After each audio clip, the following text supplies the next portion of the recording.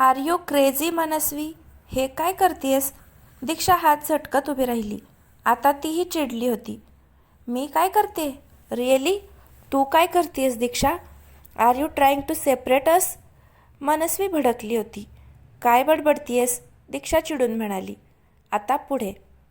काय चुकीचं बोलतीये? दिग्विजयच्या मनात नाही नाही ते भरवून दिलंस ना. आला होता माझ्याशी बोलायला. तुला काय वाटलं मला समजणार नाही का हे तुझंच डोकं आहे म्हणून? तुला बघवत नाहीये वाटतं तुझ्या बेस्टीचं चांगलं झालेलं? मनस्वीनं विचारलं. काहीही बोलू नकोस मनस्वी. तू ओव्हर पॉझेसिव्ह झाली आहेस दिवीबद्दल. त्यामुळं आमची मैत्री खटकतीये तुला, जसं आमचं प्रेम तुला खटकतंय, हो ना? हे बघ मनस्वी, दिवी जरी माझा बेस्टी असला तरी त्याच्या आयुष्याचे पर्सनल डिसिजन त्यानेच घ्यावेत हे मला मनापासून वाटतं. त्याला तू आवडतेस, त्याचं प्रेम आहे तुझ्यावर. मग भले मला तू आवडत नसशील तरी काय फरक पडतोय? दीक्षा रागात बोलून गेली. ओ आय सी. आता मला कळलं तुला माझा एवढा प्रॉब्लेम का आहे ते. बेस्टी बेस्टी करत तुला गळ्यात पडायचं होतं ना त्याच्या. आमच्यात तसं काही नाहीच्या नावाखाली हळूहळू त्याच्याजवळ जायचं आणि त्याला जाळ्यात ओढायचं, बरोबर ना? मनस्वी, तुझं डोकं ठिकाणावर आहे का? काहीही काय बोलतीयस तू? दिवी हा फक्त माझा मित्र आहे माझा. त्याच्याशी प्रेमाचं नाटक वगैरे हा विचारही कधी मनाला शिवला नाही आहे माझ्या. दीक्षा ओरडली. ते मला काही माहीत नाही. But Diksha, I am warning you. आमच्यापासून लांब राहायचं, नाहीतर मी काय करेन ना याचा तू विचारही करू शकत नाहीस. मनस्वी खुनशी नजरेनं दीक्षाकडे पाहत म्हणाली. तू काहीही कर, मी दिवीपासून दूर जाणार नाही. एक मैत्रीण म्हणून मी कायम त्याची साथ देणारच, दीक्षा निर्धारानं म्हणाली. We will see. Manasvi challenging नजरेनं तिला पाहत तिकडून निघून गेली. वर्तमान. ते सगळं आठवून दीक्षाचे डोळे भरून आले. दक्षने तिच्या पुढे पाण्याची बाटली धरली. तिनं पाणी प्यायलं आणि पुढे बोलायला सुरुवात केली. मला वाटलेलं ती त्या दिवशी रागाच्या भरात तसं बोलून गेली होती. मीही चिडलेच होते तेव्हा. पण मला माहीत नव्हतं की पुढे याच गोष्टीचं भांडवल करून ती माझ्यात आणि दिवीत गैरसमज निर्माण करेल. त्या रात्रीनंतर दिवी जरासा फटकून वागायला लागला होता माझ्याशी. मी कित्येक वेळा त्याच्याशी बोलायचा प्रयत्न केला, पण तो कारणं देऊन मला कटवायचा. त्याला भेटणंही मुश्किल व्हायला लागलं होतं माझ्यासाठी, कारण मनस्वी सतत त्याच्यासोबत असायची. आमच्या ग्रुपलाही कुणकुण लागली होती. आमच्यात काहीतरी बिनसलंय म्हणून. सगळे प्रयत्न करायचे आम्हाला एकत्र आणायचा, पण दीक्षानं हताश सुस्कारा सोडला. पुढे काय झालं? दक्षने विचारलं. आमच्यातला दुरावा वाढतच गेला आणि एक दिवस भूतकाळ. दिवी दिवी. दीक्षा दिग्विजयच्या मागे पळत होती. Wait please. शेवटी तो थांबला. काय झालंय दिवी? तू माझ्यापासून का पळतोयस? किती फोन केले तुला, तू एकही रिसीव्ह केला नाहीस. घरी येऊन गेले, तू घरी असूनही दार उघडलं नाहीस. मेसेजेस नाहीत, काही नाही. काय चाललंय तुझं? दीक्षानं चिडून विचारलं. नथिंग. दिग्विजय थंडपणे म्हणाला आणि पुढे चालायला लागला. Divi, you can't ignore me like this. दीक्षानं चिडून त्याचा दंड पकडला.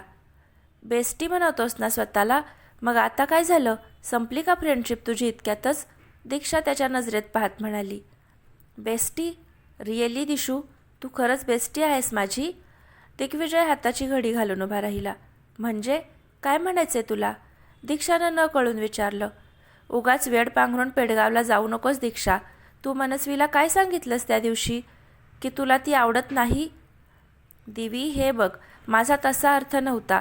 मला ती फारशी पटत नाही एवढंच. पण अच्छा, म्हणून तू आम्हाला वेगळं करायला निघालेलीस का? व्हॉट? काहीही काय? नाटकं करू नकोस दीक्षा. तूच तिच्याविषयी काही बाई सांगून मला भडकवलंस. ती बिचारी प्रेम करते माझ्यावर आणि मी तिलाच वाटेल ते बोलून बसलो. तिला म्हणालो इट्स ओव्हर. ब्रेकअप करायला निघालो होतो मी दीक्षा, तुझ्यामुळे. दिग्विजय चिडला होता. माझ्यामुळे? दीक्षाचा तिच्या कानांवर विश्वासच बसत नव्हता. तिचा दिवी असा कसा बोलू शकत होता तिच्याशी? हो ऑफकोर्स दीक्षा. एक सांगू, इथून पुढे तू आमच्यापासून लांबच राहिलीस तर बरं होईल. मला उगीच तुझ्यामुळे अजून वाद नको आहेत आमच्यात. दिवी, लिसन टू मी. तू आत्ता सारासार विचार न करता बोलतोयस. ती वाटेल ते सांगतीये आणि तू तिच्यावर आंधळा विश्वास ठेवतोयस. ऐक माझं, तिला मी खटकतीये. तिला आपली फ्रेंडशिप खटकतीये.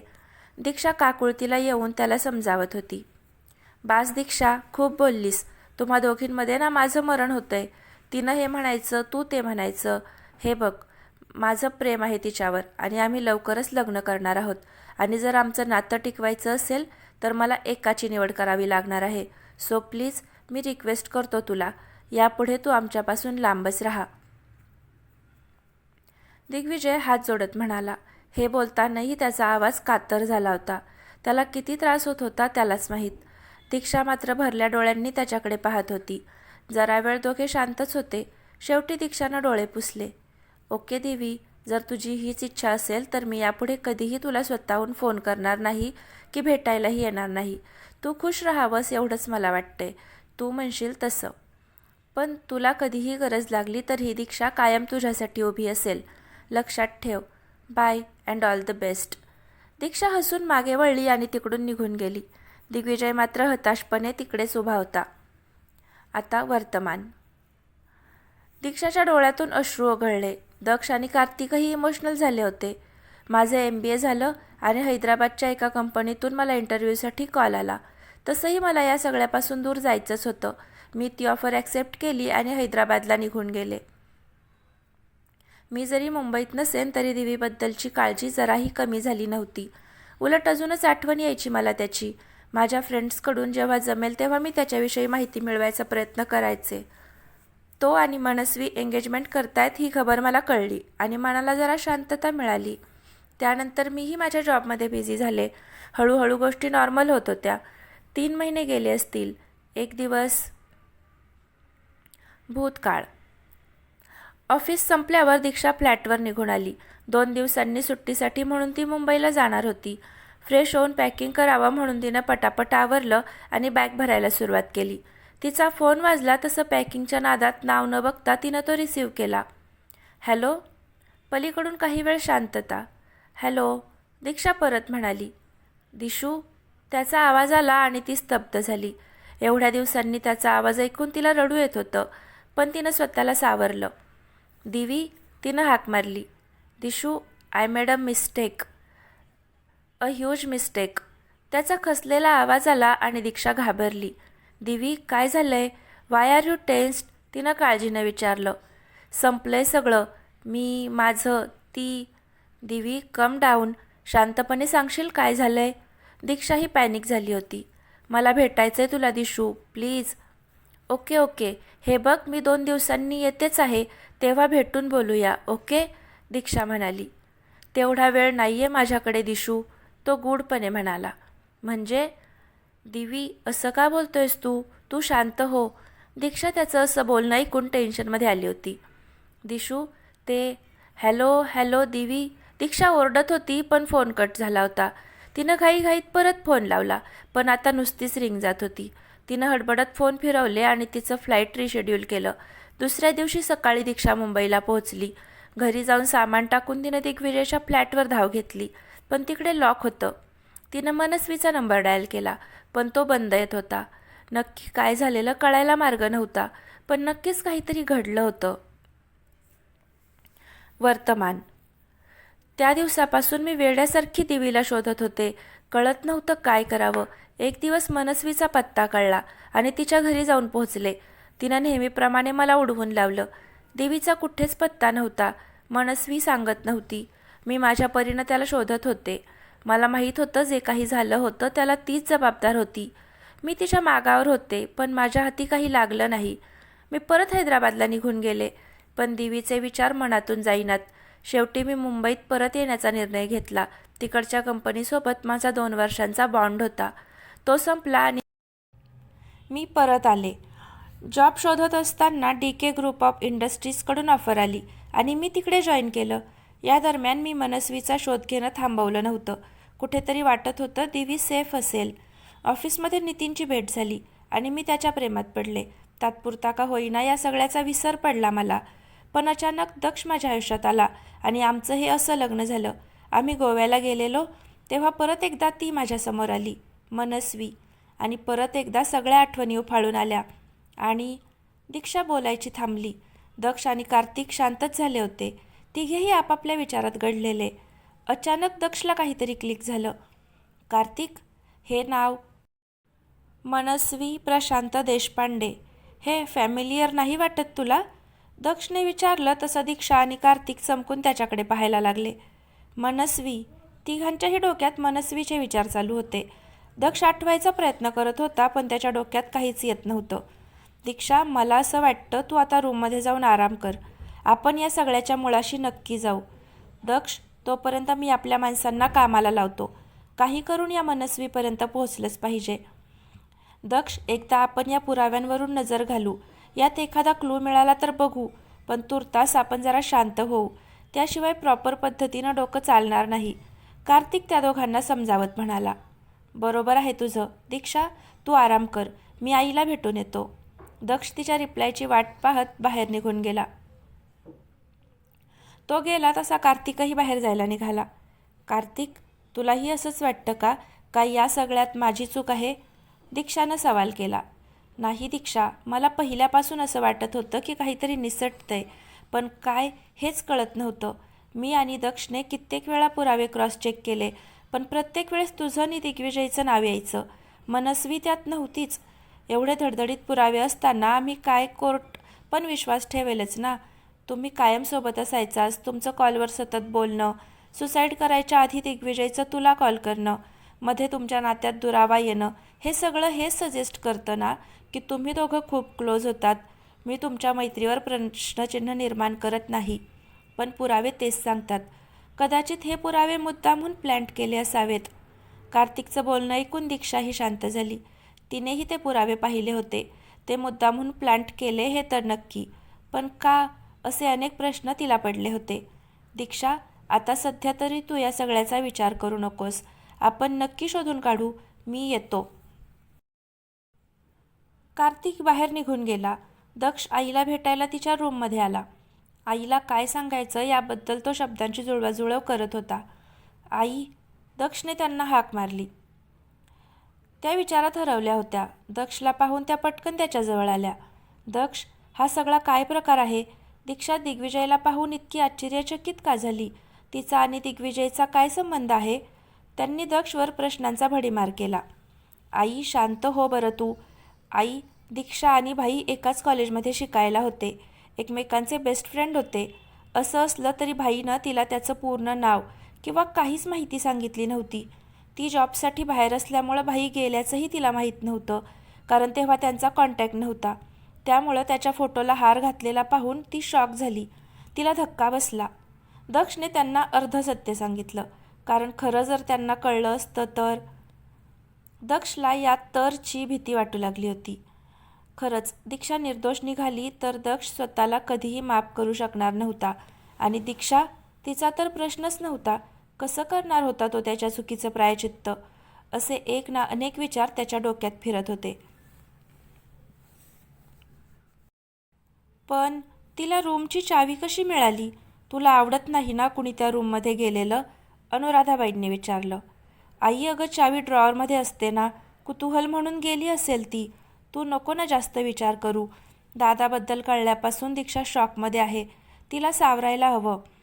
काही झालं तरी तिचा बेस्ट फ्रेंड होता तो. तो गेल्याचं दुःख तिला सहन होत नाहीये. खरं आहे तुझं. अजून आपण या सदम्यातून बाहेर आलो नाही आहोत. आणि ती तर. आईंच्या डोक्यात एक ना अनेक प्रश्न फेर धरत होते, पण तुर्तास त्यांनी हा विषय इथेच थांबवला. इकडे दिवीच्या आठवणीनं दीक्षाच्या डोळ्यातून अखंड अश्रू वाहत होते. कधीतरी दिग्विजय भेटेल या आशेवर जगत होती ती, पण आज ती आशाही मावळली होती. मनस्वी, तुझ्यामुळे दिग्विजय मला सोडून गेला, पण मी तुला सहजासहजी सोडणार नाही. काहीतरी ठोस कारण असलं पाहिजे, नाहीतर दिग्विजय आणि आत्महत्या शक्यच नाही. तू जिथं असशील तिथून तुला शोधून काढेन. तू माझ्या दिवीला त्रास दिलायस. बिचाऱ्यानं काय काय सहन केलं असेल हे त्याचं त्याला माहीत. तुला माझी आणि दिवीच्या मैत्री खूपत होती म्हणून तू त्याला माझ्यापासून दूर केलं. मला खात्री आहे तूच मुद्दामहून माझ्याविरुद्ध पुरावे प्लॅन्ट केले असणार, कारण ज्या ज्या फोटोत आपण तिघे होतो तो प्रत्येक फोटो एडिट करून तिथं मी आणि दिवी आहोत. आज तुझ्यामुळं दिवी गेला. माझं आयुष्य पणाला लागलं. माझ्या घरच्यांची बदनामी झाली. माझ्या मनाविरुद्ध मला दक्षसोबत लग्न करावं लागलं. या सगळ्याचा बदला मी नक्की घेईन, दीक्षा मनाशी निर्धार करत म्हणाली. ती देवीच्या आठवणीत हरवून गेली. दीक्षाला सावरायला वेळ लागणार होता. दक्षनेही तिला ऑफिसला यायचा आग्रह केला नाही. आदल्या रात्री तिने जे काही सांगितलं होतं त्या दिशेने दक्षची विचारचक्र फिरायला लागली होती. ऑफिसला जाताना तो आई आणि दिव्याला 1000 सूचना करून गेला होता. काहीही करून दीक्षाला डायव्हर्ट करणं गरजेचं होतं. दक्षचं दिवसभर कामात लक्ष नव्हतं, पण काही गोष्टी महत्त्वाच्या होत्या, त्यामुळे मनातले विचार झटकून तो कामाला लागला. दक्ष संध्याकाळी घरी आला तेव्हा घरात शांतता पसरली होती. जुन्या जखमांवरची खपली जी निघाली होती. दक्ष दरवाजा उघडून रूममध्ये आला. रूममध्ये काळोख पसरला होता. त्याने रूमचे लाईट लावले. दीक्षा शून्यात नजर लावून बसली होती. तिच्याकडे पाहून त्याला खूप वाईट वाटत होतं. तोही दिग्विजयच्या आठवणीत असाच बसून असायचा. दक्षने तिच्या खांद्यावर हात ठेवला.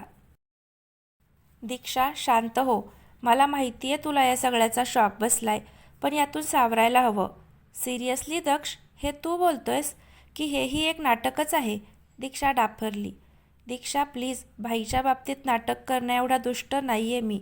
तुझा त्रास मी समजू शकतो. जो त्रास आज तुला होतोय त्या त्रासातून कित्येक वर्ष गेलोय मी. माझं कुटुंब उद्ध्वस्त झालं दीक्षा. नाही येणार का मला राग? नाही होणार का मला त्रास? मी मान्य करतो की तुझ्या बाबतीत मी चुकीचं वागलो, पण मुद्दामहून नाही केलं मी. आजही मला इतकंच जाणून घ्यायचंय की का वागली ती मनस्वी माझ्या भावाशी असं? का आमचं हस्तखेळतं कुटुंब उद्ध्वस्त केलं तिनं? ती पाताळात जरी लपली ना तरी तिथून शोधून काढेन मी तिला. दक्ष हायपर होत म्हणाला. तो सरळ गॅलरीत निघून गेला. हे सगळं असह्य होत होतं त्याला. त्यानं पसरलेल्या ट्रॅपमध्ये तो स्वतः अडकून पडला होता. दिग्विजयला गमावल्याचं दुःख, त्यात भर म्हणून दीक्षाच्या आयुष्याची त्यानं स्वतःच्या हातून जाणून बुजून केलेली वाताहत, या सगळ्यात पार अडकून गेला होता तो. आपण केवढा मोठा गुन्हा केलाय याचा अंदाज आला होता त्याला. दीक्षा माफ करो अथवा न करो, पण यापुढे निदान तो तरी तिला त्रास देणार नव्हता. तो विचारात असताना त्याचा मोबाईल वाजला. दिनेशचा कॉल होता. दक्षने स्वतःला नॉर्मल केलं आणि कॉल रिसीव्ह केला. हॅलो दादा, बोल ना. कुठवर आली आहे लग्नाची तयारी? दक्षने स्वतःला सावरत विचारलं. मला कार्तिकचा फोन आला होता दक्ष. मला सगळं समजलंय, दिनेश म्हणाला. दादा, शांत हो दक्ष. सध्या परिस्थिती फार अवघड होऊन बसली आहे. मला माहिती आहे दीक्षाची अवस्था खूप खराब आहे, पण आपणच तिला यातून बाहेर काढलं पाहिजे. हे बघ, ती कितीही चिडली, कितीही रागावली तरी तिला दुखवू नकोस. आधीच तुझ्यामुळं ती हर्ट झाली आहे. मी काय सांगतोय ते समजतंय ना तुला? हो दादा. बाकी दिग्विजयच्या खुन्याला आपण शोधून काढूच. त्याला आत्महत्या करायला प्रवृत्त करून एक प्रकारे त्याचा खूनच केलाय त्यांनी, दिनेश चिडून म्हणाला. हो दादा. तू कधी येतोयस इकडे? लवकरच येऊ. आम्ही सगळेच येणार आहोत. मी काय म्हणतो दक्ष, आपण लग्न पोस्टपोन करूया का? नाही, नको दादा. हे मलाही आवडणार नाही आणि दीक्षालाही. हे लग्न ठरल्याप्रमाणे जसं ठरलंय तसंच होईल. ठेवतो फोन. दक्षने फोन कट केला आणि मागे वळला. मागे दीक्षा उभी होती. तू फ्रेश हो, मी कॉफी आणतो आपल्यासाठी. दक्ष तिच्याकडे न पाहता आत निघून गेला. दीक्षानेही काही रिॲक्ट केलं नाही. तिच्या डोक्यात विचारांचा गोंधळ उडाला होता. एकीकडे दिवीच्या जाण्याचं दुःख होतं, तर दुसरीकडे त्याच्या अचानक जाण्यामागचं गूढ. ती ज्या देवीला ओळखत होती तो इमोशनल तर होता, पण असा हरून जाणारा नव्हता. कॉफी. दक्षचा आवाज आला तशी ती भानावर आली. तिनं त्याच्या हातातून कप घेतला आणि बाहेर बाल्कनीत गेली.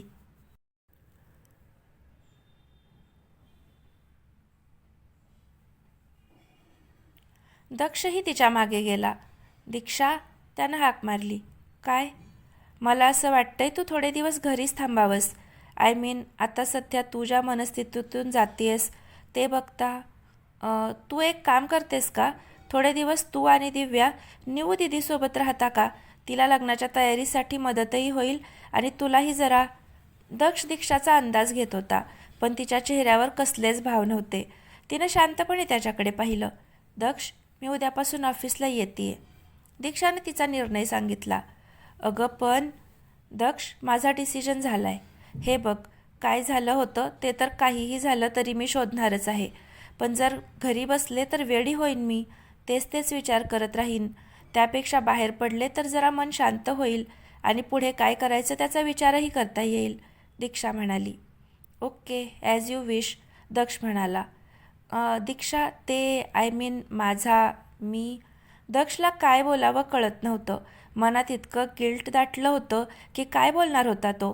भले त्याच्यासमोर जे चित्र उभं केलं गेलं होतं त्या बेसिसवर त्याने त्याचं मत बनवलं होतं आणि सोडाच्या भावनेनं दीक्षाशी लग्न केलं होतं, पण दीक्षाच्या नजरेत मात्र तो तिचा गुन्हेगार होता. तिला कधी माफ करू शकेल का त्याला? हा विचार त्याला छळायला लागला होता. उशीर झालाय, झोपायला हवं. दीक्षा ट्रे घेऊन बाहेर निघून गेली आणि दक्षने हताशपणे तिच्याकडे पाहिलं. सकाळी नेहमीप्रमाणे दीक्षा सकाळी उठून खाली आली. देवीबद्दल कळल्यानंतर सतत तिचं मन त्या रूमकडे धाव घेत होतं. कितीही प्रयत्न केला तरी तो फोटो सतत डोळ्यासमोर फिरत होता. कसंबसं तिनं स्वतःला आवरलं. दिव्या आणि अनुराधाबाई खाली बसल्या होत्या. दीक्षा, बाळा बरं वाटतंय ना आता? अनुराधाबाई काळजीनं म्हणाल्या. हो आई, दीक्षा हलकं हसली. तिनं दिव्या आणि त्यांच्याकडे पाहिलं. त्यांच्या डोळ्यात तिच्याविषयी काळजी आणि प्रेम दिसत होतं. आई आणि दिव्या किती काळजी करतायत माझी. मी माझा बेस्टी गमावला, पण आईंनी त्यांचा मुलगा आणि दिव्यानं तिचा भाई गमावलाय. तरीही त्या सारं विसरून पुढे जायचा प्रयत्न करतायत, खुश आहेत असं दाखवतायत आणि मी मात्र दुःख कवटाळून बसली आहे. No Dishu, no. देवीच्या खऱ्या गुन्हेगाराला तर शिक्षा होणारच, पण त्यासाठी मी दिव्या आणि आईंच्या जीवाला घोर नाही लावू शकत. मला निदान त्यांच्यासमोर तरी नॉर्मल वागावंच लागेल. दीक्षा खाता खाता विचार करत होती. तिनं मनाशी काहीतरी ठरवलं. आई, दिनेश दादा कधी येत आहेत? लग्नाची तयारी करावी लागेल ना आपल्याला? दीक्षानं नॉर्मल होत विचारलं. हो, माझं बोलणं झालंय भाऊजींशी. पुढच्या आठवड्यात येत आहेत सगळे. तू आणि दक्ष जाऊन हॉल वगैरेचं पाहिलं असतं तर, अनुराधाबाई कचरत म्हणाल्या. हो आई, जाऊ आम्ही. मी बोलते दक्षशी, दीक्षा म्हणाली. तितक्यात दक्ष खाली आला. Good morning. स्वतःला शक्य तेवढं नॉर्मल दाखवत त्यानं सगळ्यांना विश केलं. दीक्षाने त्याच्यासमोर पोह्यांची प्लेट ठेवली. दीक्षा, ते आज म्हणजे तू वेगळ्या गाडीनं जाण्यापेक्षा आपण सोबतच जाऊ. अनुपसोबत मीटिंग आहे आपली, लेट नको व्हायला, दक्ष म्हणाला. दीक्षा एवढंच म्हणाली आणि नाश्ता करायला लागली. अनुराधाबाई आणि दक्ष लग्नाविषयी बोलत होते आणि दीक्षा फक्त त्यांचं ऐकण्याचं काम करत होती. जरा वेळानं दक्ष आणि दीक्षा ऑफिसला जायला निघाले. गाडीत दीक्षा जराशी शांतच होती. दक्षही तिला मुद्दामहून काही विचारत नव्हता. दक्ष, दीक्षानं हाक मारली. हां, तुला ती फाईल कशी मिळाली? कोणी दिली? दीक्षानं विचारलं. दीक्षा, आत्ताच बोलणं गरजेचं आहे का? दक्षला तिला परत त्याच विषयामध्ये गुरफटवायचं नव्हतं. हो, तुला बोलावं लागेल दक्ष. तुला कळतंय का माझ्यासाठी सगळं शॉकिंग आहे हे? माझा हक्क आहे हे सगळं जाणून घ्यायचा, दीक्षा जरा चिडून म्हणाली. मी सांगणार नाही असं म्हणालोय का दीक्षा? फक्त आत्ताच हा विषय काढायला हवाय का एवढंच विचारतोय. तुला चालणार असेल तर आज रात्री आपण डिनरसाठी जाऊया का? तसंही घरी बोलता येणार नाही. आईला 1000 प्रश्न पडलेत, दक्ष म्हणाला. ओ, मग सांग ना त्यांना खरं काय ते. सांग त्यांना की कसं तू एका गैरसमजापायी माझ्याशी जबरदस्ती लग्न केलंस, कसं मला या मॅरेज ट्रॅपमध्ये फसवलंस, कसं माझं आयुष्य बर्बाद केलंस. सांग ना, कसा मूर्ख आहेस तू, दीक्षा उपहासानं म्हणाली. दीक्षा, दक्ष जरासा चिडला पण त्यानं स्वतःला सावरलं. दीक्षाचं म्हणणं बरोबर होतं. हे बघ दीक्षा, जे काही झालं ते का झालं आणि कसं झालं हे मी तुला सांगितलंय ऑलरेडी. प्लीज या सगळ्यात आईला ओढू नकोस. आधीच गुंता झालाय, तो अजून वाढावा अशी माझी मुळीच इच्छा नाही आहे. तू जे काही सांगितलंस त्याप्रमाणे मी मनस्वीच्या मागे ऑलरेडी माझी माणसं लावली आहेत. आधी पूर्ण सत्य काय ते कळू देत, त्यानंतर मी स्वतः आईशी बोलेन, दक्ष समोर पाहत म्हणाला. ओके, तू म्हणतोयस त्याप्रमाणे मी तुझ्यासोबत बाहेर यायला तयार आहे, पण मला काय ते खरं कळायलाच हवंय त्या पुराव्यांविषयी. ओके, दीक्षा म्हणाली. हो सांगेन, दक्ष म्हणाला. दीक्षा, दिनेश दादाचं लग्न जवळ आलंय. आय मीन घरी आता पाहुणे यायला लागतील, सो निदान त्यांच्यासमोर तरी आपल्याला नॉर्मल राहावं लागेल. आय होप मी काय म्हणतोय ते कळतंय तुला. ते म्हणजे दक्षला ती कशी रिॲक्ट करेल त्याचा अंदाज येत नव्हता. ठीक आहे, दीक्षा म्हणाली. दोघे ऑफिसला पोचून आपापल्या कामाला लागले. लंचच्या वेळेस दक्ष आणि कार्तिक त्याच्या कॅबिनमध्ये बसले होते. कार्तिक, तू रामला सांगितलंस ना काय करायचं ते, दक्षने विचारलं. हो, डोंट वरी, त्यानं त्याची टीम लावली आहे कामाला. लवकरच त्या मनस्वीचे अपडेट्स मिळतील आपल्याला, कार्तिक म्हणाला. मिळायलाच हवेत कार्तिक, मिळायलाच हवेत, दक्ष विचारात हरवत म्हणाला. दक्ष, एक विचारू? विचार ना, तुला कधीपासून परमिशन लागायला लागली कार्तिक? दीक्षा आणि तू, दक्ष, डोंट माइंड, पण गेले काही दिवस मी पाहतोय तुझं तिच्याप्रती वागणं बदललंय. आधी फक्त रागराग करायचाच तिचा, पण आता त्या रागात कुठेतरी काळजीही दिसतीये. ती त्या रूममध्ये गेली हे कळल्यावर किती भडकला होतास तू, पण तिकडे गेल्यावर तिची अवस्था पाहून 2 मिनिटात पाघळलास. मला जो दक्ष माहितीये तो असा नव्हता. मग आता काय झालंय? दक्ष, तू प्रेमात पडलायस तिच्या? कार्तिकनं जे मनात आलं ते विचारलं फायनली. माहीत नाही कार्तिक, म्हणजे मी तिच्याकडं भाईची गुन्हेगार याच नजरेनं पाहत होतो आमच्या लग्नाआधी आणि नंतरही. पण मला जी दीक्षा कळली ती फार वेगळी होती. कुणी दुसरी मुलगी असती तर तुटून गेली असती, पण दीक्षा इज व्हेरी स्ट्रॉंग. मी तिला हर तऱ्हेनं त्रास दिला, पण ती मुळीच बदली नाही. उलट मला चॅलेंज केलं तिनं. तिचा हा स्वभाव आवडला मला कार्तिक. मला कळतंय मी जे काही तिच्याशी वागलोय त्यानंतर हे प्रेम वगैरे शक्यच नाहीये, पण तरीही तिच्याकडे खेचला जातोय मी, माझ्याही नकळत. And I can't help it Kartik. दक्ष केसात हात फिरवत म्हणाला. आय अंडरस्टँड, तू काळजी करू नकोस. तुला जशी तिची बाजू कळली तशी तिलाही तुझी बाजू कळेलच एक ना एक दिवस, कार्तिक त्याला धीर देत म्हणाला. होप सो, दक्ष हताशपणे म्हणाला. जरा वेळ बोलून कार्तिक बाहेर निघून गेला आणि दक्ष त्याच्या कामाला लागला. रात्री ठरल्याप्रमाणे दीक्षा आणि दक्ष डिनरसाठी त्यांच्या ठरलेल्या रेस्टॉरंटमध्ये गेले होते. ऑर्डर वगैरे देऊन झाल्यावर दक्षने विषय काढला. दीक्षा, तू दिलेला मनस्वीचा फोटो आपल्या माणसाला पाठवलाय मी. त्यांनी काम सुरू केलंय ऑलरेडी. ओके, दीक्षा म्हणाली. आता बोल, मला ऐकायचंय त्या पुराव्यांविषयी. ती मुद्द्यावर आली. सांगतो, दक्ष बोलणार तोच त्याचा फोन वाजला. कार्तिक होता, त्यामुळे त्यानं लगेच फोन रिसीव्ह केला. बोल कार्तिक. तुला काही फोटोज पाठवलेत, पाहून घे, कार्तिक म्हणाला. Anything serious? तू फोटोज बघ आधी, मग बोल. कार्तिकनं फोन कट केला. दक्षने लगेच त्याचा मेसेज ओपन करून फोटोज पाहायला सुरुवात केली. वेगवेगळ्या बिझनेस मीट्स आणि कॉन्फरन्सचे फोटोज होते ते. कार्तिकनं हे फोटोज का पाठवलेत याचा तो विचार करत होता.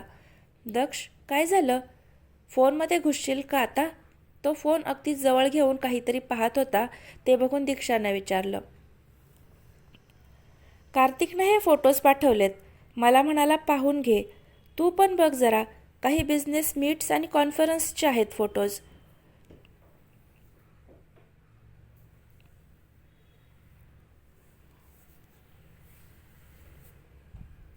यात काही फोटोजमध्ये बाबा आणि भाई पण दिसत आहेत, दक्ष म्हणाला. बघू देत. दीक्षा उठून त्याच्या शेजारी जाऊन बसली आणि तिनंही फोनमध्ये डोकं खुपसलं. दोघे फोटोज पाहत होते की दीक्षाचे डोळे मोठे झाले. दक्ष, तिनं डोळे मोठे करत त्याच्याकडे पाहिलं. काय? दक्ष गोंधळून तिच्याकडे पाहत होता. हे कधीचे फोटोज आहेत? खूप आधीचे, जेव्हा भाई नवीनच होता बिझनेसमध्ये. तेव्हा त्याचं MBA वगैरे पण झालं नव्हतं. म्हणजे तुमची ओळखही नव्हती त्यावेळेस, दक्ष विचार करत म्हणाला. मग ही काय करतीये तिकडे? दीक्षाने एक फोटो झूम करून दक्षला दाखवला आणि तो डोळे विस्पारून पाहायला लागला. मनस्वी, दोघे आश्चर्याने एकमेकांकडे पाहून म्हणाले. तर फ्रेंड्स, आजचा भाग कसा वाटला नक्की कमेंट करून सांगा. आवडला असेल तर लाईक करा आणि पुढचे भाग पाहण्यासाठी चॅनलला आत्ताच सबस्क्राईब नक्की करा. धन्यवाद.